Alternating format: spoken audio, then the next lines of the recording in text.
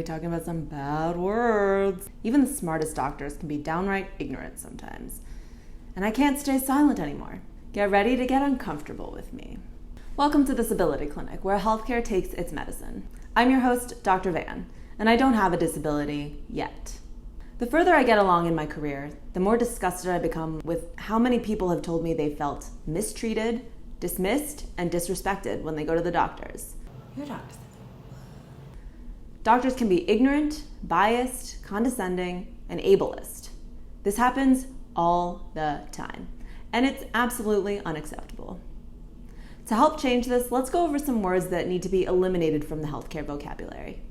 These words are not medically useful, and all they do is perpetuate prejudice. First word, stump. Stumps are for trees, not humans. When someone is missing part or all of a limb, whether they were born that way or acquired an amputation, they're described as having a residual limb. 2, wheelchair bound. Describing someone as bound to something perpetuates the stigma that people who use wheelchairs aren't capable individuals who can be independent with their mobility. This is pretty ableist. Instead, the more accurate and much preferred term is wheelchair user. There's still a wide range of people who are wheelchair users. Some are independent with propulsion, others need assistance with mobility. 3, retarded. Everybody knows you never go full retard. What do you mean? There are all kinds of cognitive disabilities, and professional, respectful doctors will use more detailed descriptors of a cognitive disability as it might pertain to challenges with memory, attention, or learning, etc. This more specific kind of language helps clarify what accommodations someone with a cognitive disability can benefit from. 4, homeless. I've lived in Washington, D.C., Baltimore, and Los Angeles, all cities where housing insecurity is rampant and only getting worse.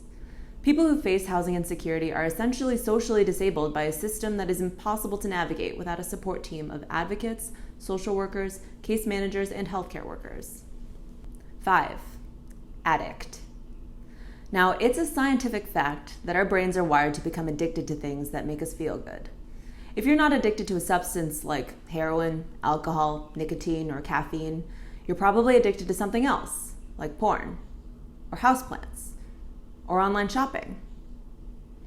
When someone is jeopardizing their health and well-being by misusing a substance, the appropriate term for this is substance use disorder. And there are many treatment strategies for this. 6, crazy. When you think of the word crazy, what comes to mind? Exactly. It doesn't really mean anything specific, but it automatically makes you want to limit how much time and effort you spend on helping that person. People have all different reasons for acting crazy. Maybe they're extremely stressed, frustrated, anxious, or depressed. Or maybe they've had some past trauma and are dealing with PTSD. Or maybe they have a specific mental illness that is better described with diagnostic terms. Or maybe they just have a quirky personality. Regardless of the beautiful diversity of human behavior, the word crazy just isn't useful and has no place in the delivery of good healthcare. It's important for me to say that everyone has the right to choose what words they identify with and what words they use to describe themselves.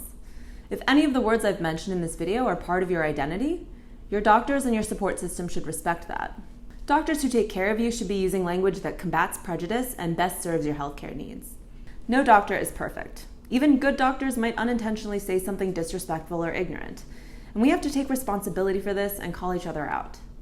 We have to do everything we can so that our patients don't feel disrespected and mistreated when they come to see us. I hope medicine moves towards using more descriptive language that is focused less on someone's impairments and more on their social, psychological, and medical needs. If you can think of any other bad words that need to be expunged from healthcare, let me know in the comments below.